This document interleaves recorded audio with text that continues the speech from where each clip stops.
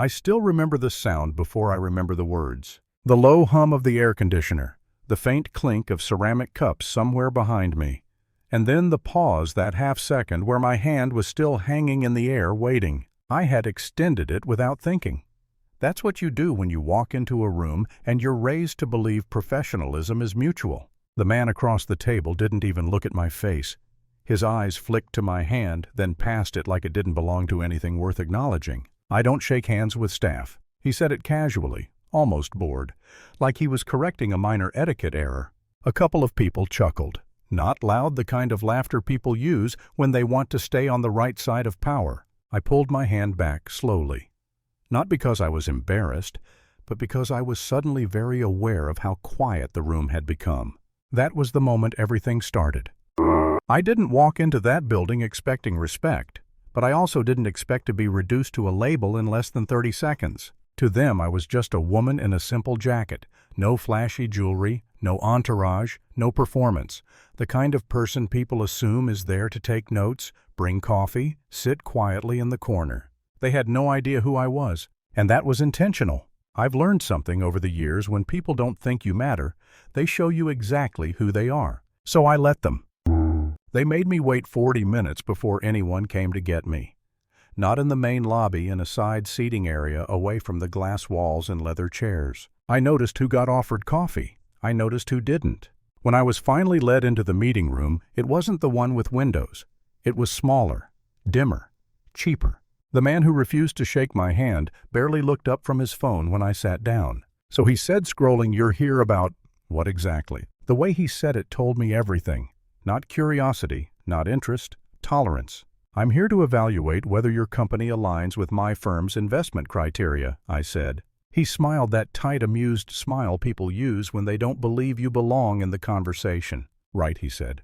"Well, we'll try to keep things simple." Simple. That word hit harder than the handshake. He started explaining his business to me like I was a child. Pausing, over-enunciating, using metaphors so basic they were almost insulting. Every time I tried to ask a real question, he redirected. Every time I mentioned numbers, he changed the subject. At one point, he asked, "Are you following me so far?" I was. I was following everything. Here's the thing people don't understand about being underestimated. It hurts, yes, but it also gives you room. Room to observe, room to listen, room to decide. And while they were busy performing power, I was quietly measuring character. The comment about the handshake wasn't even the worst part. The worst part was what came after. He stood up to greet another man who walked in late, big smile, firm handshake, loud laughter. Then he looked at me again, hands behind his back. "I don't shake hands with staff," he repeated. That wasn't a mistake. That was a choice. And in that moment, I stopped wondering whether this company deserved my time. I already had my answer. I excused myself politely, said I needed the restroom. He waved me off without looking up.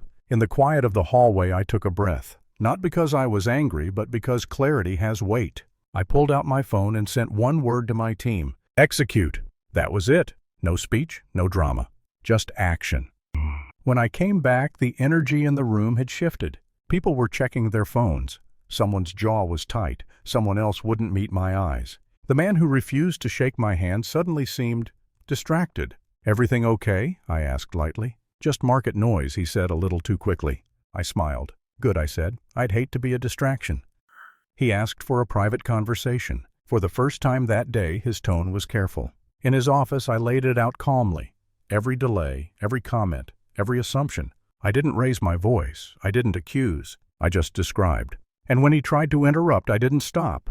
Because people like that aren't used to being spoken over, especially by someone they misjudged. I told him I had recorded everything, legally. I told him my firm had been evaluating his company for months, and then I watched the realization crawl across his face as his phone lit up again, and again, and again.